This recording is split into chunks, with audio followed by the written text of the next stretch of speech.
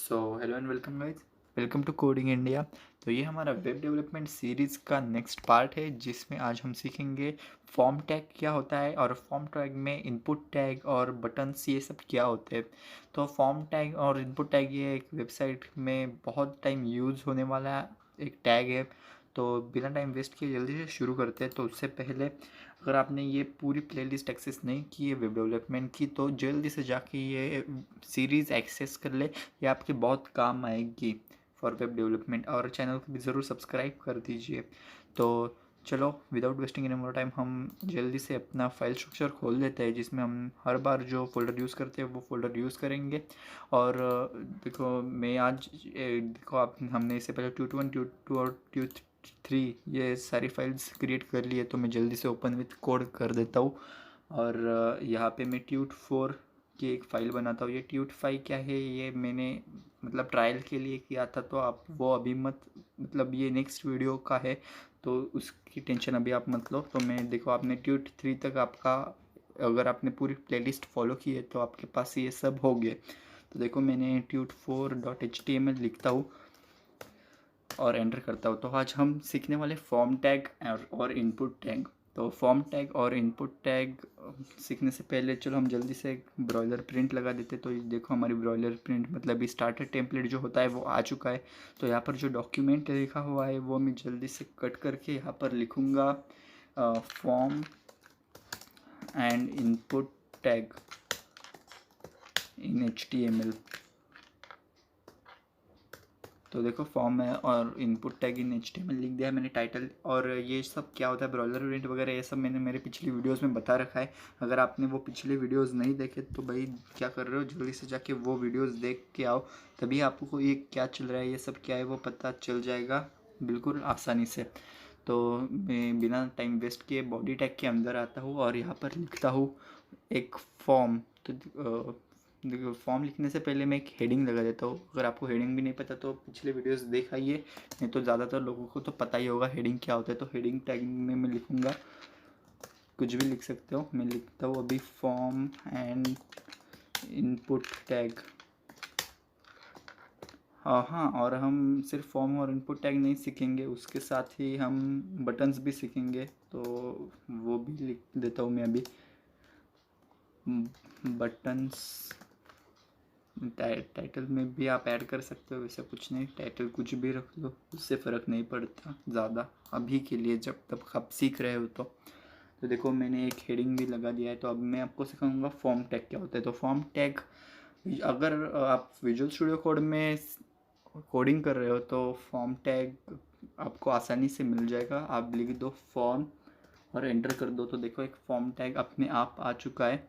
और यहाँ पर एक एक्शन इज इक्वल टू ये इंटू डबल कोट्स कुछ लिखा हुआ है। तो वो क्या होता है वो अभी आपको उसकी टेंशन लेने की ज़रूरत नहीं है। देखो ये है फॉर्म का ओपनिंग टैग और ये है फॉर्म का क्लोजिंग टैग। तो उसके बीच में मैं आऊँगा और एक एंटर लगा दूंगा। तो अब इन दोनों के बीच में मैं कोडिंग कर सकता हूँ।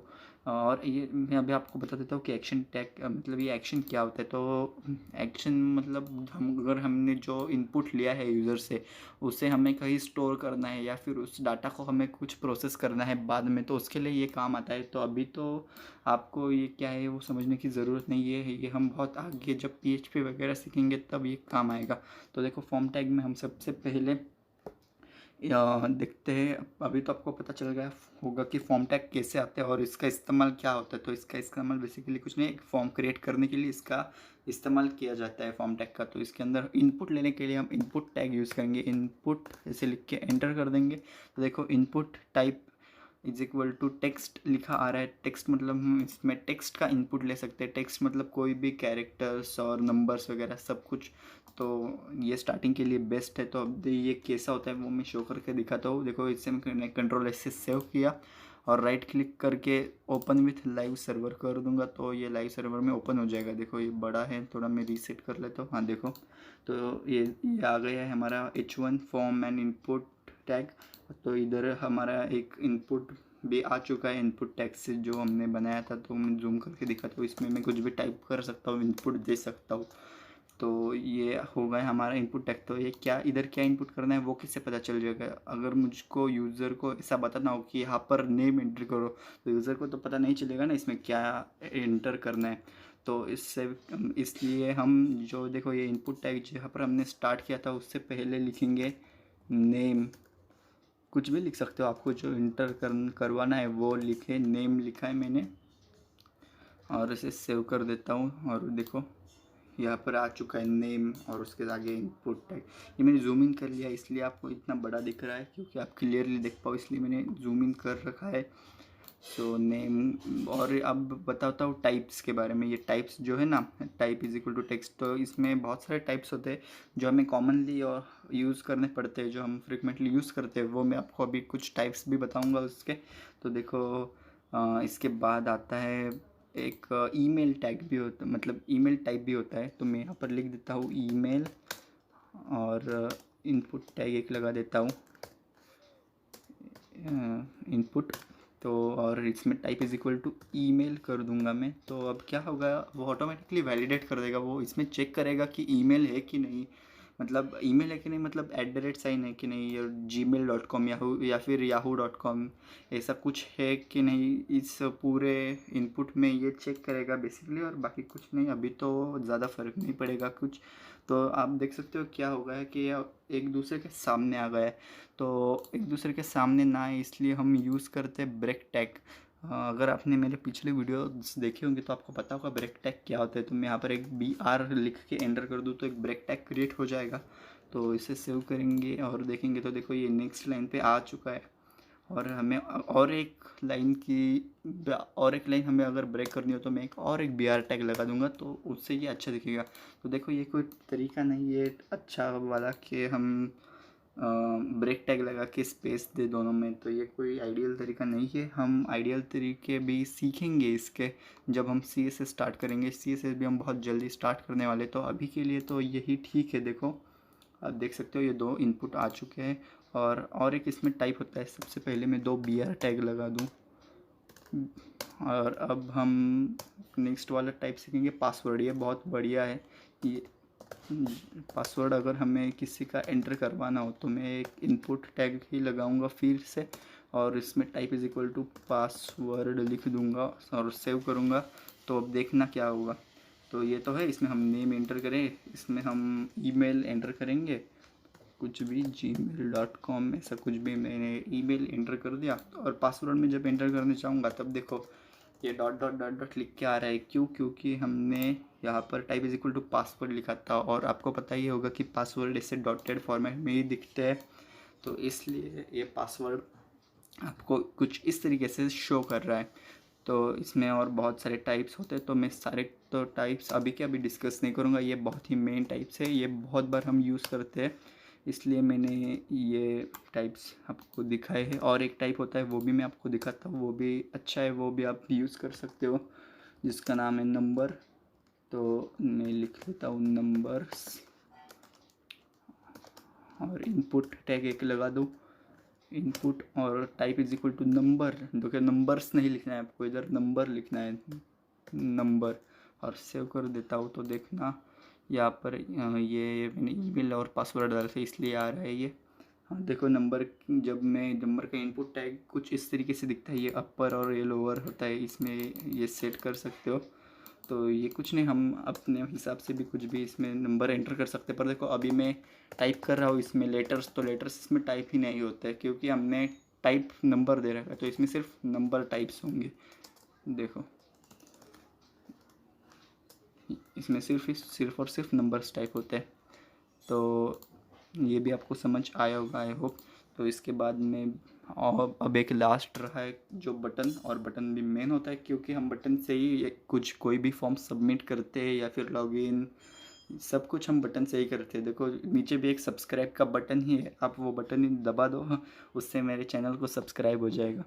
तो चलो हम अब बटन्स क्या होते हैं वो सीखते हैं। तो बटन, आपको बटन ऐड करने के लिए सिंपली बटन लिख के एंटर करना है, तो ये ऑटोमेटिकली प्रिंट हो जाएगा।